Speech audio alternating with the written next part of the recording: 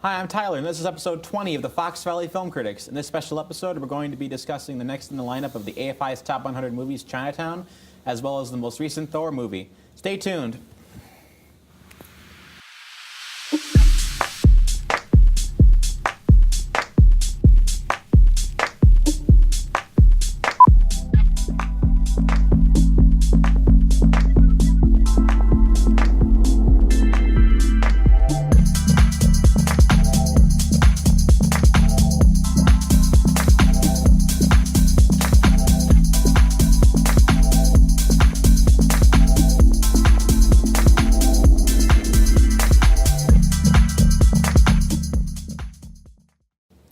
Hello and welcome to the show, brought to you by Groupthink Productions and FVTV. Joining us today for this episode is video producer Herbie Macias. Hello, Tyler. How you doing? Good, man. Thank you for having me. Sure thing, man. So historically, you're more of a behind-the-scenes sort of guy. So this is your first time? Yes, I am. This is my first time on the show. As you said, I am. I went to school with you, studied film production, and putting myself in the role of the producer. So it's what I've been doing for the past few years. Is with a company that I've been working with called Dark Cat Studios in Chicago. So we've been working and building the company and working to get things going right now, and it's the ride of a lifetime. Very nice, man. So our first movie is Roman Polanski's Chinatown. Correct. So I think this is both our first time seeing it. Yes, then? I recently saw. My first time was, I believe it was Wednesday night. Wednesday night I saw it. I think I was watching it like Tuesday. So. Okay. For context, this is Saturday, so you kind of get the time frame. But yes, I started a couple of days ago, about 3-4 days ago. Yeah. And but yeah, it was a very interesting film. Roman Polanski's, I believe it came out in 1970. I think 74. Okay, I was about to say 76, but I wanted to make sure. Yeah. Okay. Yes, and it was very interesting. It starts off with Jack Nicholson's character, Jack Geddes. He's introduced, and we first start to see who he is and who he interacts with. I believe he was talking with a client of his that he starts off in the first scene. And the case they were discussing was an adultery case? Yes. Yes. Let's backtrack a little on this. So our lead character is a private investigator. Correct. So this is obviously done in, I think this was the first neo-noir film. So this was about 20 years after the noir genre kind of hit its heyday in the 50s. Mm-hmm. So this was kind of the first time in a few decades there had been like a film in that style. Correct. So our lead is not the traditional hard-boiled detective like you'd see in something like Kiss Me Deadly or The Big Sleep. He's actually kind of a nice guy. He's straight. He's clean-cut. He's nice. Mm-hmm. He's investigating people doing bad things like adultery, but it's not. Yes. He's not in the heat of it. Correct. And the movie is kind of this slow descent into the kind of the dark side of L.A. Yes, because it starts off with Faye Dunaway's character. I believe her name was, I'm terrible with names too, so I'm sorry if I forget, but her character believes her husband is cheating, and as he says himself, he does a lot of these adultery cases, and that's what he believes is happening, another case of adultery with between a husband and wife. Yeah, and I think my favorite shot in the film, like this is this is a tangential, but it relates into what I'm saying. It's the scene. It's the shot of him walking down a hill under the bridge, because I think that's kind of the best summation of the film. It's a descent of a good man into realizing that the world is not a good place. Correct. He starts uncovering this conspiracy. I remember when I first started watching it, there's a lot of discussion of water. Yes. It was a little off-putting at first, and then you kind of find out what's going on. Yes. It's a conspiracy to divert water, which was a big deal and still is a big deal, because Los Angeles does not have natural rivers near it, it's funny because the Lakers currently play out there, even though there's no natural water there. But if you go there now, like all the rivers in Los Angeles are these ugly concrete waterways. Mm-hmm. So they have constant water flow issues, and the part of that has to plays into the film where there's an evil corporation who has the desire to divert water. Correct. It's part of the big story that he's unraveling during his case. Yeah. And it just it all continually boils down to the point where we see it start playing out. And it ends on, I don't want to spoil the ending necessarily, but the ending line of the film is one of those like bigger than the film lines. Correct. Like "Play it again, Sam," or "I am your father," which guess what movie that's from. it's Chinatown, but There's nothing you can do, Jake. It's Chinatown. yeah, exactly. And I don't want to spoil the exact context of that, but it's essentially this very kind of dour ending where the lead realizes there's nothing he can do. Correct. And you expect it to end sort of. I expected it to end sort of on a happy note. Well, not necessarily like happy sunshine ending, but a moment of resolve in the case for Jack Giddy's character, and everything that he's working with Faye Dunaway's character. In terms of this whole scandal that he's uncovering as he slowly starts to learn more and more about what's going on. Yeah. I was doing an article series on my blog a couple months ago where I did a kind of breakdown on Westerns and noirs. And I said one of the interesting things about them is that these are essentially two genres that are the exact same kind of movie. A man with a gun walks into a place and tries to stop something. But the setting is ultimately where the content of the film is built, because in a Western, a man with a gun is a hero. He has to go into this place and stop and end the chaos and lawlessness of the Old West.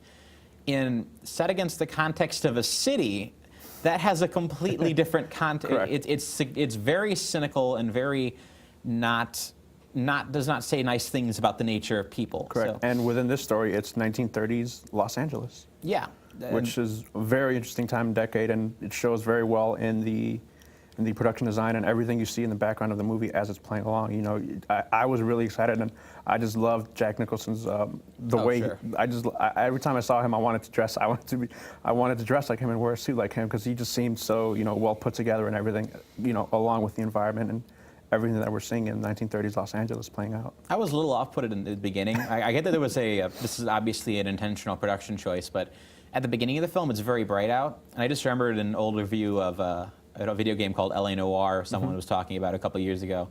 And it's like, if there's light in in a noir film, you're doing something very wrong.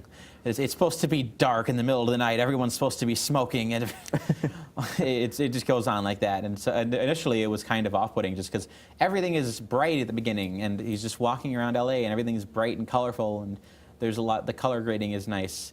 And then it kind of makes sense, because you start realizing that that's kind of intentional from where Jack Nicholson's mindset is at that point in the film. But it is a little off-putting when you're going in expecting dour, black and white noir, hard-bitten criminals. Edward G. Robinson. With the old LA 1930s accent. Gosh. Yes. But yeah, it was. What did you think from your first viewing? Because as you said, this was you and I's first time. I would probably require this to maybe, in order to get more of an understanding of the film, as we were discussing, we would probably require maybe a couple of additional viewings in order to sort of more fully understand the story and everything. But I enjoyed it my first time, and I would definitely watch it again. And I hate to give the normie answer to this, but the first time I watched the film, I was like, this is really kind of boring. It's like you start watching it, and it's one of those things where most films made before 1990 they were about half as paced as they are now in movies, which when you're a millennial, it just kind of drives you up a wall, which it speaks badly of me. But it's one of those things where you're watching it, and it's just like, there's not a lot of actual stuff happening in the first half of the film, because it's mostly just Jack Nicholson walking around LA and talking to people. When you're in the millennial mindset, it's just like, this is boring. Nothing's happening. It's building I felt that it was building the backstory and the character more, before we get into everything, before we start getting into, the first, second act of the film. I want explosions. Give me more explosions. Well, Tyler, I thought there's no hammers in Chinatown. There were no hammers in Chinatown, although it would have been amazing to see. Let's reenact although it would have been interesting to see Chris Hemsworth's character, Thor, walking in. Let's reenact the hallway scene from Old Boy. If only. That would be a completely abrupt tone change. It's just like he's nice, gentle investigator, and he starts going Old Boy with the hammer. Correct. This isn't the right plot of the movie. That's completely wrong. But yeah, this is a very good film overall. Overall, I would definitely recommend it. I would say since this is my first viewing, and as I said, I require more, I would probably give it right now a 7 out of 10. I don't know if that's the rating score that you want to base things on. We don't really rate things here. Okay, but yeah, I'm of the opinion that you can't put a dipstick in art, so okay. it's one of those things, you kind of have to engage with it for what it is. Correct. But yeah, I want to watch this more times. Yes. That's where I'm ultimately going to find like the depth of the film. Correct. Like it's definitely, there's a reason why it's 20 in the list of greatest American movies. So. Correct. Yeah, and I was definitely great to finally get it scratch it off the list of movies I have to see. Gosh, my list of films I need to watch is so long. I'm just going to go into the 40-yard stare. I am right there with you on that. But yeah, that's all the time we have for this segment. Join us for the next segment where we'll be discussing Thor Ragnarok. Stay tuned.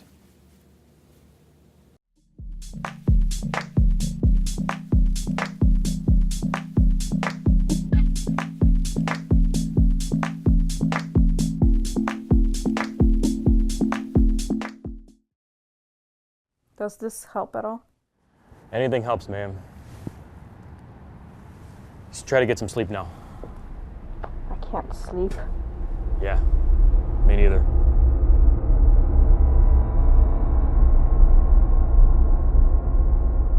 I'm on my way.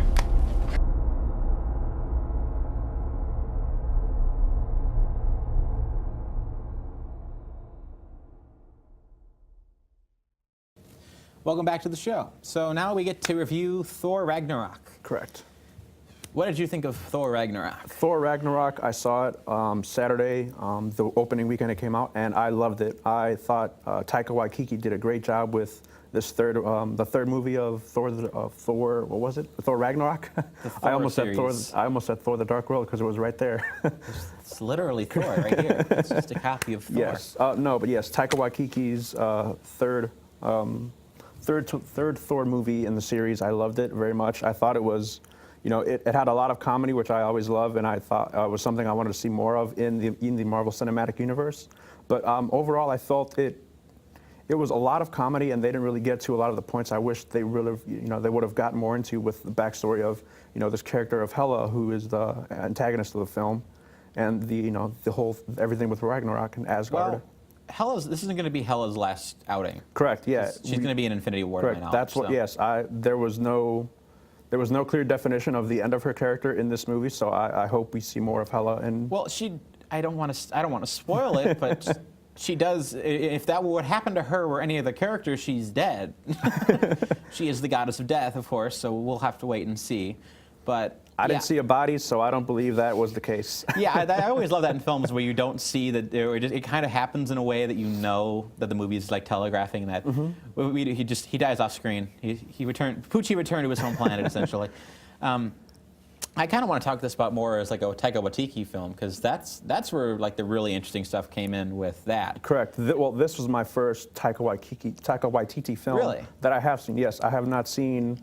His other films, but I am aware of because I know he did What We Do in the Shadows, and I'm coming at this from the perspective of having seen all of his other work, or at least most of it. Okay. Well, he did Flight of the Conchords for HBO. He did What We Do in the Shadows, which is the best comedy film of the past 5 years. And he did Hunt for the Willow People, which is a great, I think not Sam Elliott. Sam Neill? Sam Neill, yeah. He did a great Sam Neill performance, and the kid in that is really, really good. Correct. And I was approaching this more so interested in that, and the fact that they were bringing in all these like major elements like the Hulk and Hela into this. And so, in that sense, I was a little more interested in this as just a kind of an indie comedy than a Thor movie. It very much felt like an indie comedy for like 75% of the film, I would say, which I didn't have an issue with, but I wish it could have gotten more into, the other side of the story more. Yeah, I mean, just with Hela, or yes, correct. Well, yeah, because Hela, I didn't know that I didn't realize that she was the first female villain in the MCU. And so that was something, I really wish we got more of because we're gonna get more. Yeah, but as I was saying, we focus a lot on, on Thor and Sakaar with the Hulk and with the new character Valkyrie, who begins as who we're first introduced to as Scrapper 142, I believe. They might reference her as Valkyrie earlier than that, but basically she's just a scrapper when you first meet her. Correct, and she's the one who finds Hulk or who finds Thor when he lands in the planet of Sakaar and brings her to the Grandmaster, played by the lovable Jeff Goldblum. Yeah, I was completely surprised by Valkyrie's character, like how far they ended up going with developing her, because I didn't know what to expect. Like I knew they were going to bring in Valkyrie, and Valkyrie is always known as like kind of not the female Thor, but like one of the biggest female characters in the Thor mythology. And I hadn't paid attention. I know Tessa Thompson was in Dear White People and a couple other shows like that, so I'd seen her before, but I'd never seen I think this is kind of might be her best performance, at least from like a charisma level, because this is like she matches like Chris Hemsworth from. She almost steals the show. Yeah, she is the female version of Thor, I believe, in a way, in terms of her character and the action that she sort of goes on, Well, she's her own thing. Exactly. Like she's a Valkyrie, one of the greatest Asgardian warriors. Exactly. Who Thor did not know was an all-female group of he knew warriors. it initially. He just didn't realize she was one of them. Okay. None of them were wearing their costumes. That's true. Well, she wasn't. Well, because they do kind of go back and explain what happened with the Valkyrie initially, like why she would be like that far out of the outside of the galaxy. But overall, I thought she was probably one of the best character performances in the film. Correct. I would 100% agree with you. In addition to Hela and Valkyrie, another character that I really loved that I think most people also enjoyed was Korg. Korg, played by the director of the film. Played by director Taika Waititi. Yes, he has a couple of the best steal-em quotes in the entire film. Correct. Like I was on Facebook immediately after the movie was done, and it's like Valkyrie and Korg are your best characters. But it's like I tried to launch a revolution, but unfortunately I didn't print enough pamphlets. Correct. So unfortunately the only people that showed up were my mom and my mom's boyfriend, who I hate. So, and now I'm in jail, and I fight people, and I'm a rock monster. So, it's absolutely lovely. Yes. And as we were saying, it's one of Marvel's first big, I feel like more comedy-heavy films. But it's what I enjoyed about it too, is like that there was laughter and some of the moments that we wanted to see in previous versions of the MCU. This is like the first Marvel film that plays almost entirely as a farce. Correct. Which I appreciate, because I kind of like the Thor films overall. Like the first one is like Kenneth Branagh's vacation photos to New Mexico. But it's like, this is the guy that made Hamlet, and he's just like not putting that much work into it. He obviously worked on it, but it's like post Fall from Grace Kenneth Branagh, so it's okay, but it works enough. And then the second one, I really liked Thor: The Dark World, but that was still kind of in the post Avengers, like what are we doing with these films sort of malaise. So it was more of like a cozy action movie than anything like grand.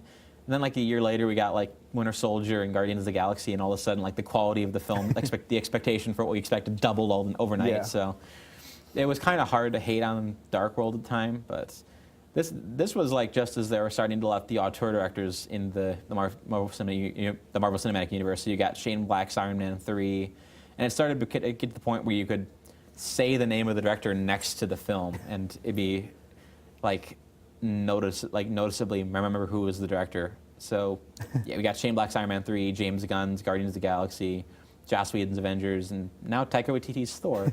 So I kind of appreciate that. As much as I like the first two Thor movies, they're not fondly remembered. So it's just like, well, we have two okay-ish movies.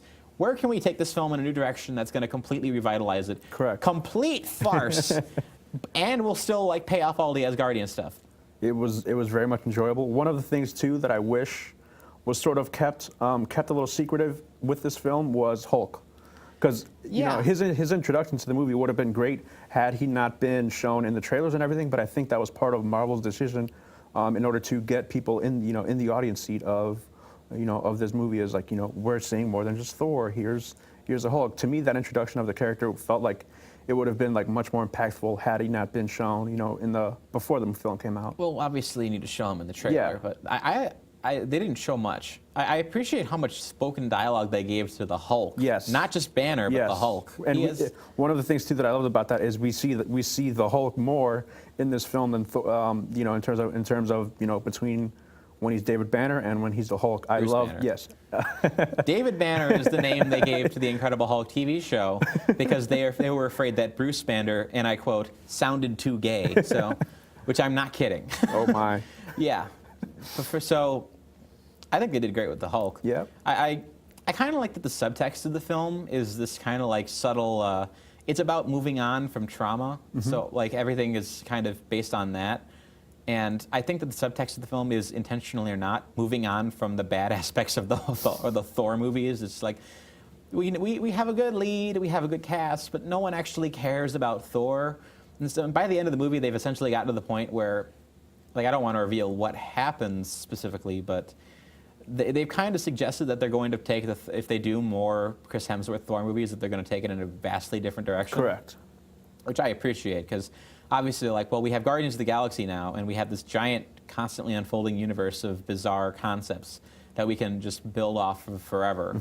And so we don't need to lock it down to, like, to Asgard specifically anymore. Correct. I think they're going to... Well, we're starting to see a bigger role in the Marvel MCU's cosmic universe. Like, you know, with Guardians of the Galaxy Volume 2 is, you know, this, you know, bringing us more involved into what is out there in the world besides what's going on in Earth. Yeah, exactly. And I appreciate that, because they're kind of just throwing everything at the wall and seeing what sticks. Like, they don't have any sort of defined rules for how the cosmic universe works at the moment. So it's just like there's all these planets out there, and they all have different rules that apply to them. So in the second Guardians of the Galaxy movie, the way light speed works is that you just portal for all these dimensions, and if you do too many of them, your body starts horribly warping. And then in this one, you just travel through giant portholes wherever you want to go, including the one whose name might not be appropriate for television. Correct. But yeah, how high would this rank for you in, like, the overall, like, movie rankings? Overall, I mean, well, that's what kind of scale are we just on a scale of 1 to 10? I would say. For I mean, me, like, in terms of, like, how would you rank Marvel movies? Like, would this Winter Soldier? This isn't Winter Soldier. No, I would say to me it does rank like a good Marvel movie, but I would not say it is one of the best that they have released. Because as you were saying, you know, Winter Soldier was considered one of the MCU's, you know, greatest films so far that has come out. I would loosely put this on par with the first Guardians of the Galaxy. Correct. Because they kind of have the same problems, where you have a villain who's not developed quite enough. You have a lot of great characters kind of floating around the plot. The plot is kind of constructed of cliches from other Marvel movies that they know are weird, but they kind of just like, they just power inject them until they start making people laugh. Which is basically what the first Guardians of the Galaxy did, is like, good characters and comedy really does well to smooth over the horrible skeletons we have in the closet.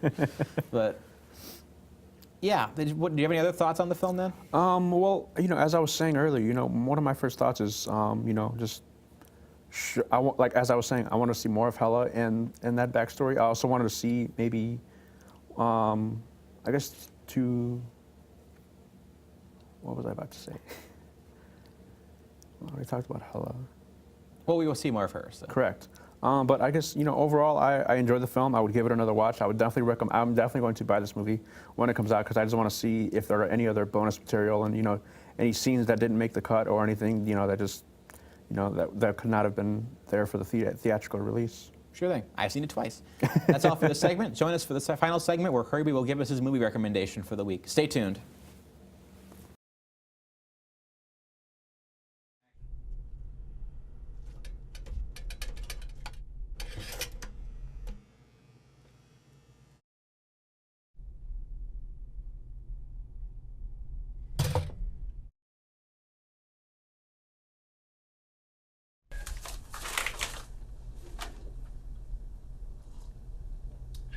Good coffee, huh? Oh my God! What are you doing in my apartment?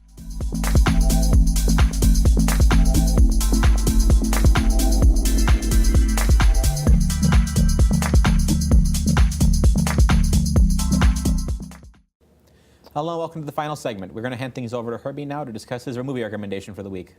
All right, thank you very much, Tyler. Well, my movie recommendation for the week is Tom Ford's Nocturnal Animals. I believe it was released last year, 2016, and I believe I believe he won a script, an Academy Award for the script. One of the reasons I recommend this movie is because it starts off with, we learn Amy Adams is an art museum curator, I believe. This was a couple weeks ago, so I'm sorry if my memory is a little finicky. That's fine. With it, but you know, we learn that she is divorced, and she used to be married to Jake Gyllenhaal's character, who was an author.